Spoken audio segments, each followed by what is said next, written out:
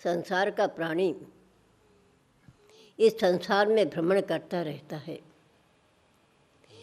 इस संसार में भ्रमण करते हुए मानव को अपने आप अपने विचारों पे ध्यान करना होगा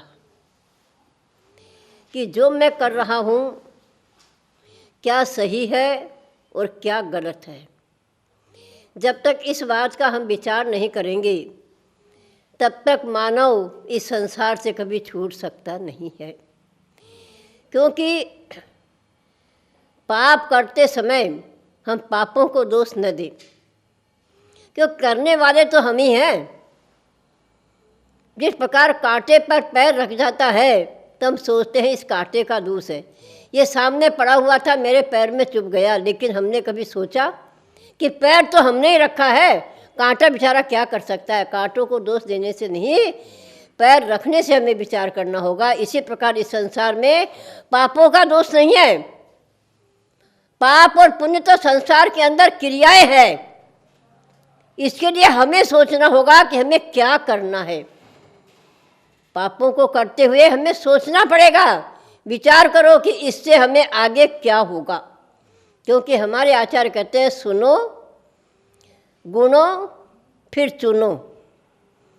पहले हमें सुनना पड़ेगा, हमें विचार करना पड़ेगा कि ये जो चीज़ संसार के अंदर पाप और पुण्य है, ये दोनों हमें क्या फल देंगे, इसका विचार करो।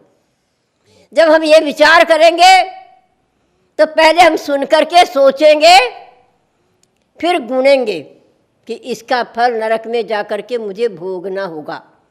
आज मानो कहता है नरक सरक सब यही है, परंतु आप सोचिए अगर नरक और स्वर्ग यही होते तो नरक को बनाने की क्या आवश्यकता थी, नरकों में जाने की क्या आवश्यकता थी। कितना दुख है वहाँ पर।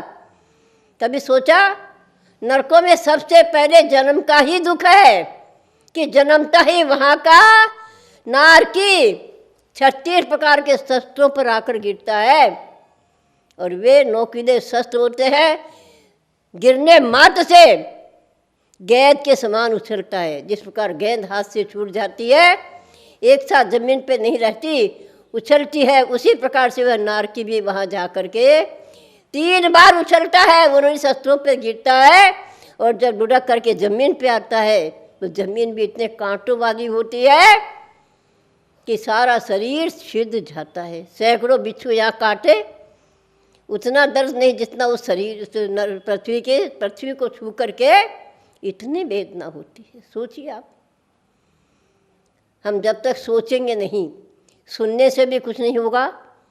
हलवा मीठा होता है ये हमने सुना, मिश्री मीठी होती है ये हमने सुना, कि लड्डू मीठा होता है हमने सुना, लेकिन उसका स्वाद कब आएगा, जब उसको चखोगे। और चखने के बाद भी हमें क्या करना पड़ेगा, चुनना पड़ेगा कि इन सारी चीज़ों में से मेरे शरीर को क्या फ़ायदा करेगी, मेरे शरीर को क्या नुकसान करेगी, और कितना मुझे खाना है। ये सारी चीज़ें हमें गुनना पड़ेगा। गुनने के बाद उनमें से एक चीज़ खाओ, एक चीज़ का पसंद करो, ऐसे हमें उसको भी छांटना पड़ेगा। इसी प्रकार प्रत्येक मानव को अपने जीवन में इन 3 बातों का ध्यान रखें, सुने गुने फिर चुने। इससे क्या होगा, हमारा शरीर भी सही रहेगा, हमारा संसार भी कटता चला जाएगा।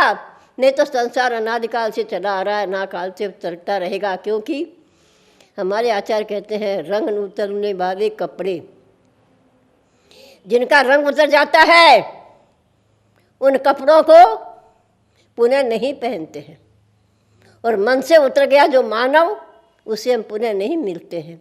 इसी प्रकार से इस संसार के अंदर हम जब चीज़ सुनने के बाद उसमें गुणन करेंगे तो अवश्य ये 2 बातें हमें याद आएगी कि कपड़े का रंग उतर गया, और मानव जिसके दिल से उतर गया वो कभी पूछे मिल सकता नहीं है।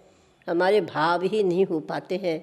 इसीलिए कहा है जो कुछ हमारे मन में है उसे कहने का साहस रखो, जो कुछ हमारे मन में है उसे कहने का साहस रखो, जो पर के मन में है उसे समझाने का भी साहस रखो।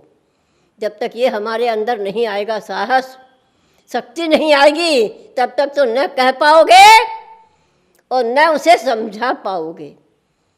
ये मन ही हमारा ऐसा है कि जिसको हम स्वयं भी नहीं समझा पाते हैं, क्योंकि मन तो इतना चंचल है, उछलता है, बंदर के समान है। एक क्षण में यहाँ, दूसरे क्षण में वहाँ पहुँच जाता है, जबकि स्वयं को भी हमें पता नहीं चलता कि मन की रफ्तार कितनी तेज है। एक सेकंड में सैकड़ों कोस घूम करके पुनः आ जाता है। इस मन को समझाने के लिए हमें स्वयं को साहस करना पड़ेगा। जब स्वयं साहस करेंगे तभी हम दूसरे के मन को समझा पाएंगे और अपने मन को भी कंट्रोल कर पाएंगे, क्योंकि इंद्रियां इस मन को उछालती है, कुदाती है। इंद्रियां तो घोड़ा है और मन इसका लगाम है। जब तक एक घोड़ों को लगाम अपने हाथ में नहीं रखोगे, ये तो आपको कहीं भी खड्डे में ले जा करके डाल देती है। इसलिए इन पंच इंद्रिय के विषयों से हम बचें। ये पंच इंद्रिय के विषय ही हमारे नरक में ले जाने के कारण होते हैं। और नरकों में बैतरनी जैसी नदियाँ बहती है, जिसके अंदर जब लोहडुवान होता है ज़मीन पर आ करके, तो सोचता है इस नदी में स्नान करूँगा, कुछ मुझे शांति मिलेगी, लेकिन वह नदी भी ताप से भरी हुई है। कूदते ही फपोला कर देती है और इतने उसमें कीड़े भरे पड़े हैं तो तुम्हें उसमें डुबकी लगाने मात्र से खा करके तुम्हें खंड खंड कर देते हैं। सोचिए आप, तेल में तला जाता है, भाड़ में भून दिया जाता है, सेमर के वृक्षों पे घींस घींस कर सारा शरीर दुहान कर देता है। और गुफाओं में जाने से अंदर शेर जैसे नारकी बैठे रहते हैं, दोनों पैर पकड़ करके चीर डालते हैं। सोचिए आप, इन इंद्रियों के विषयों से हमें कहाँ जाना होगा। इसलिए इंद्रिय विषयों से हम दूर रहें। जितना हम अपना कंट्रोल मन को कर सकते हैं उतना करते हुए अपने जीवन को हम सार्थ बनाएं। मानव जीवन कठिनता से मिलता है और उसमें भी हम जैन जाति में जन्म लेकर के इन इंद्रियों के विषयों में फंस करके नरक में जाने का पुरुषार्थ न करें। अपने आप के मन को समझाकर हम उसे दूर करने का प्रयास करें। बोले चंदा प्रभु भगवान की।